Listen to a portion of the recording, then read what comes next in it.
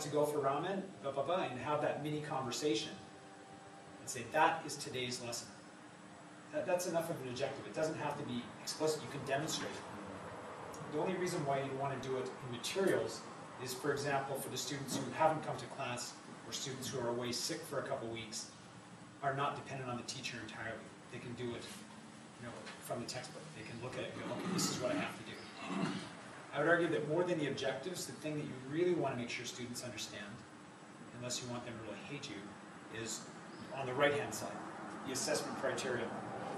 When students go into exams feeling that they've been disadvantaged in their marks because they don't understand English that well, they will freak out. They will definitely complain about it, because we get complaints all the time from our monolingual teachers who don't speak Japanese yet. Because the students just say, well, I didn't know what was going to be on the test. Now, a lot of times it's just cop-out. The reason they didn't know is because they had their head down on their desk sleeping half the class. Right? But a lot of them have legitimate complaints.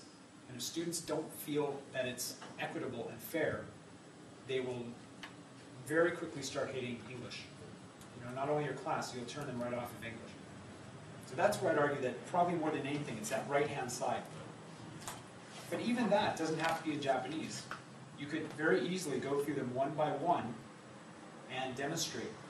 But you know what they're going to do as soon as you do that? They're going to write it down in Japanese beside the English anyway, so they know what to do. So what you're doing by using Japanese, more than anything, you're saving yourself heaps of time. So that instead of spending all of your class time in this kind of, meta management, you get straight to the nitty-gritty. You go right away to, okay, read this, okay?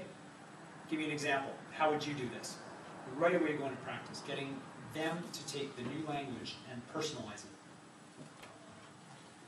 If you are going to choose to use the L1, how are you going to use it? Are you going to use words only, or are you going to stop using English and then suddenly utter a well-formulated Japanese sentence? I mean, do you mix Japanese and English together? Do you think it's a good idea?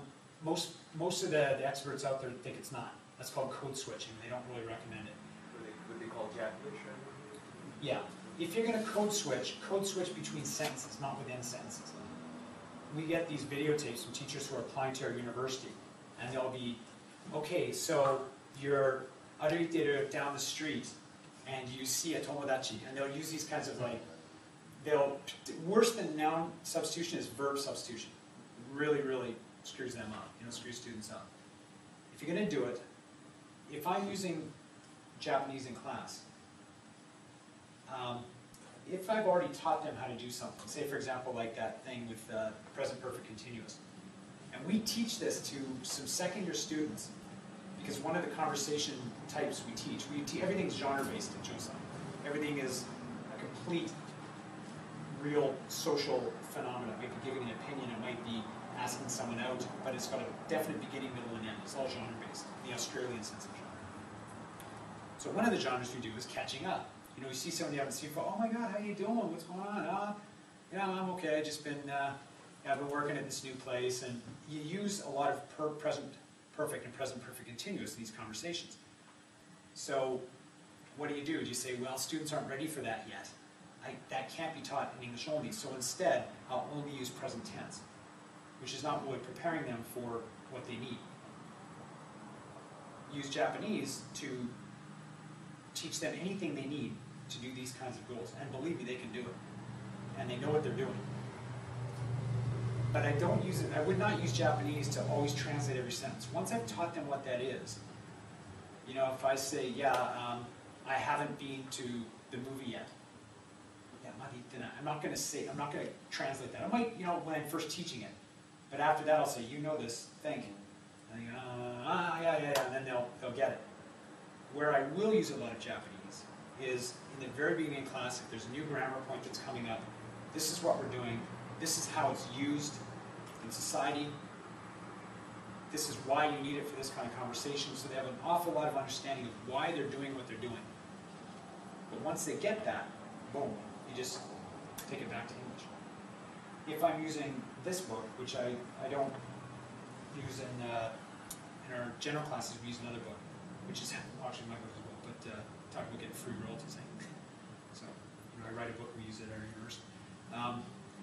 for this classes, the lower level classes that are using the Japanese version, I do not take an explanation and then redo it. It's a complete waste of time. But when students just don't get what's in here, if I need to go beyond that, yeah, use Japanese for that. But I don't switch. I don't code switch. I try and avoid that as much as possible. It's just really confusing for students. Tape yourself sometime. I've done it. And I've been taped. And you'll watch yourself and how you use Japanese in class, and A, you'll be surprised at how much you use. You use it way more than you think you do. And funnily enough, there's people who are learning Japanese, who have just kind of come to Japan, they're just starting to learn Japanese, use it even more than, because they're so happy they've got this new tool, right? So they use it all the time. Okay, not everyone, but they'll use it a lot more than they're aware of. And that's what I think they do in a lot of teacher training courses. They'll put a camera on you and they'll say, now let's look at what you've done here. You know, why did you use Japanese for this? You've already taught them this in English. You know, what's the point? And just self-awareness. Okay? So objectives. Again, getting back to the needs analysis, ask your students what they want, which version they want of bilingual materials. And as you, I'm sorry, what was your name? C. So, yes. CA. CA. CA, wow, nice name, Paul. CA. CA, like California. Ah, CA, okay. It sounds French, I don't know. As CA was saying, I mean, what were you saying? God, what was your point? I just completely got blindsided there. Yeah, well, basically, just ask your students what they want. You know, ask them what the needs analysis, and then just stick to that. Something you just said, Jeremy, right? Slowly learning. I got horrible names. It's funny I can speak all these languages because I can't remember names. If you look down at the bottom of that same page, page 4, after the first page of every unit, the second page is a model conversation. Now that's following, again, the Australian genre theory that, you know, if you're going to teach students something, you need to show them a complete version of how an expert speaker, not necessarily a native speaker, but an expert speaker would do it. I think it's like page 9, I guess, in the book, you'll notice in the margin, a lot of the keywords have been picked up. Now that's materials, and it's the words that you pick out should be words that you expect to use again later on in the class, or later on in the course. There's really no point in doing a one-off big explanation of a word that they're only going to see once. And as much as possible, you should have words coming back again downstream that aren't translated anymore. Again, that's how people learn, just by seeing things in new context. And you only need to see it like 3 or 4 times, and you'll have it super deep, and they'll be able to use it and everything. But when we're talking about, you know, I was saying before, when you're talking with a student, and you come up against a wall, and they really can't get over that wall, the English-only way of dealing with that is, as I said, negotiation and meeting, where you just sit there and try and explain and give examples and blah, blah, blah. The other way is what I call spot translation. And there's a little blurb down here. This is actually true. I did this when I was writing my second book. I do all my writing in Starbucks. Either that or drinking beer by a beach in Thailand, one of the 2 places. And in Starbucks, there was a foreign guy with his student, and they're using Interchange or one of these kind of books. I can't remember, Henry or something like that. And these 4 words came up: so far, fast asleep, strange, and according to. It was almost to the minute, 10 minutes is how long it took him to get these words across. Which are the ones? Listening to their conversation, it was so clear that after they were done, she had no idea what fast asleep meant. She thought, it seems to me that you went to sleep fast. And according to, absolutely no way did she understand what according to meant. And it's a very abstract thing, according to. But if you were to say in Japanese, again, I'm not that good in Japanese, but I mean, if you were to say, like, nantika nantika, how do you say according to? Mitsuite? Niyoruto, that's right. Nantika na niyoruto.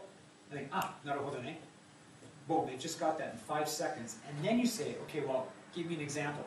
You make an example. That's how people learn. This guy instead